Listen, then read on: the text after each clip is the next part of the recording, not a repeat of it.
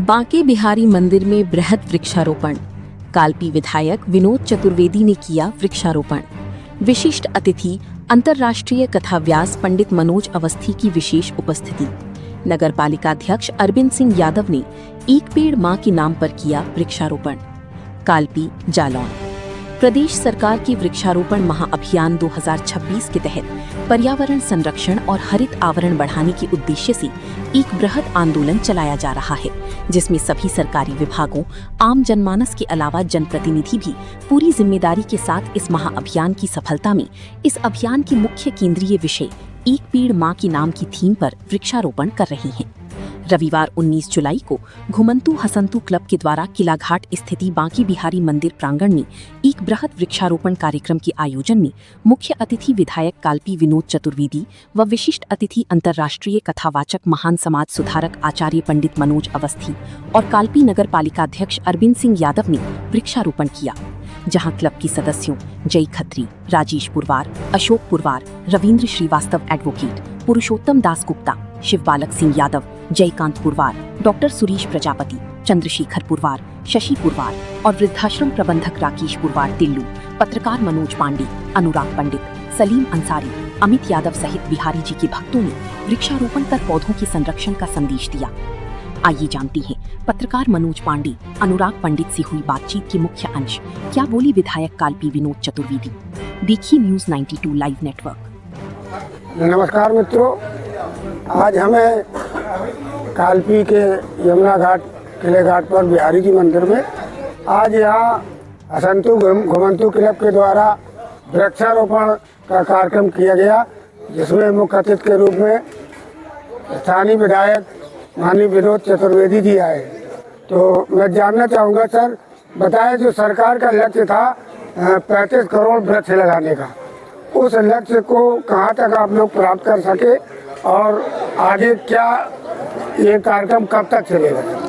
लगातार ये जो है शुरू हुआ जिस दिन से, और अभी इसमें सारे विभागों को, कोई ऐसा उत्तर प्रदेश सरकार का विभाग नहीं है जिसको लक्ष्य न दिया गया हो। माननीय मुख्यमंत्री जी ने 8 तारीख को ये अभियान शुरू कराया था और उन्होंने उसके पहले अपनी बीसी में सारा सब कुछ एक एक करके कौन करेगा, कैसे होगा, क्या व्यवस्था होगी, सारे पूरे प्रदेश को उन्होंने संदेश दिया था।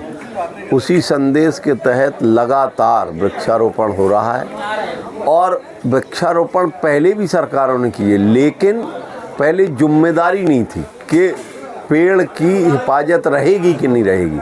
लेकिन अब जो पेड़ लगाए जा रहे हैं उनकी हिफाजत की भी जिम्मेदारी दी गई है। यहाँ तक कि हम लोग राजनीतिक लोग हैं, जहाँ जहाँ लगाए गए हैं हम लोगों से भी ये कहा गया कि आप भी मॉनिटरिंग करेंगे कि पेड़ लगाने के बाद सुरक्षित है, अभी उसमें कोई दिक्कत तो नहीं है। ये भी हम लोग जहाँ जहाँ लगा आए हैं जाते हैं और या संदेश लेते हैं कि सुरक्षित है। हमारे पास एक चार्ट भी है, इसमें लिखा है कल हम माहेवा गए थे तो माहेवा ब्लॉक को मिले हैं 2,56,000 पौध मिले हैं जी। लेकिन जब कई गांव में हमने देखा तो वहाँ वृक्ष एक जगह रखे हुए हैं, उस लक्ष्य के अनुरूप वो वृक्षारोपण नहीं हो पा रहा है। अब इसके लिए तो आपने ठीक मॉनिटरिंग की है। हम लोग भी अभी डीएम से बात करेंगे कि भाई जिन गांवों में आपने वृक्ष दिए हैं किनकी जिम्मेदारी दी गई है।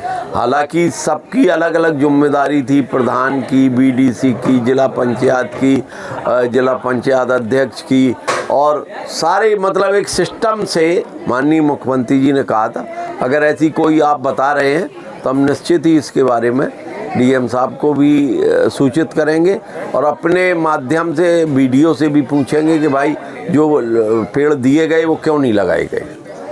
अंत में सर, आम जनता से इस महाअभियान में, वृक्षारोपण के महाअभियान में आपकी तरफ से क्या संदेश है? सिर्फ वृक्ष लगाकर फोटो खिंचवाने से आगे बढ़कर भी है उस पौध को वृक्ष बनाने तक उसकी सेवा और देखभाल करना। इसके लिए आप अब जनता को क्या संदेश दें? आप ये देखिए, हम लोग जब आए बचपन में तो इस प्रदेश में और देश में जब आषाढ़ आता था तो बरसात शुरू होती थी और एक एक दिन नहीं 10-10 दिन 15-15 दिन तक बरसात हुआ करती थी। जो प्रकृति में असंतुलन हुआ, पर्यावरण जब बढ़ने लगा तो आज सबको, सारे विश्व की एक समस्या हुई है। ऐसा नहीं है कि हम अकेले, क्योंकि जो टेम्परेचर बढ़ रहा है, जिस तरह प्रकृति बदल रही है, हम जमुना, गंगा, बेतवा सारी नदियों को देखते हैं। आज से 40 साल पहले जिन नदियों में हम लोग बगैर नाव के जा नहीं सकते थे, उस जगह कई जगह नदियों का ये हाल हो चुका है कि एक पैर रख के दूसरे पैर से भी निकलने की स्थिति आ गई है। तो ये सब कुछ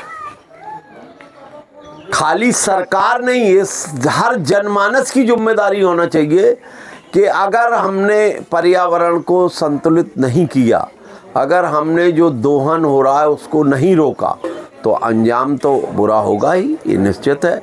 तो हर जागृत प्राणी को और हर प्रदेश के एक जो समझदार लोग हैं उनको निश्चित ही इस अभियान में भाग लेना चाहिए। अपने लिए तो लेना ही चाहिए, आने वाली पीढ़ी के लिए लेना चाहिए। आज आप देखिए, हम लोग बैठे हैं, आषाढ़ ख़त्म होने वाला है, कहीं बताओ पानी ऐसा बरसा हो कि लगा बारिश हो रही है। हम कल जालौन से चले, 2 किलोमीटर पे पानी बरस रहा था और आधा किलोमीटर नहीं चले सूखा, फिर चले जैसे कोई मग्गे से पानी फेंक देता है बाल्टी से, और इतना पानी बरसा कि पानी बरस रहा पता ही नहीं लगता कितने। किसी से पूछा क्यों, अरे यहाँ आया ही नहीं पानी। तो ये व्यवस्था गड़बड़ानी इसीलिए है कि हमारा जो दोहन है, जो प्रकृति के साथ हम लोग खिलवाड़ कर रहे हैं, हमें निश्चित ही ये पौधे ही हमें बचाएंगे। इसलिए हर व्यक्ति को इस महाअभियान में अपना योगदान देना चाहिए। इसीलिए माननीय प्रधानमंत्री जी ने अपना संदेश दिया था कि एक वृक्ष अपने माँ के नाम। माँ से बड़ा संसार में कोई नहीं होता। माँ ने हमें जन्म दिया, हमें पाला पोसा बड़ा किया। माँ ही हमारी ईश्वर है, माँ ही हमारा सब कुछ है। तभी ये संदेश है कि एक पेड़ कम से कम उनके नाम पे हम रखें और उसको तब तक निगरानी करें जब तक वो सकुशल अपनी ऊंचाई न पा जाए। चलिए सर, बहुत बढ़िया बात की आपने, बहुत बहुत धन्यवाद हमसे बात करने के लिए। आप धन्यवाद, आपने जो प्रश्न किया, बहुत बहुत आभारी।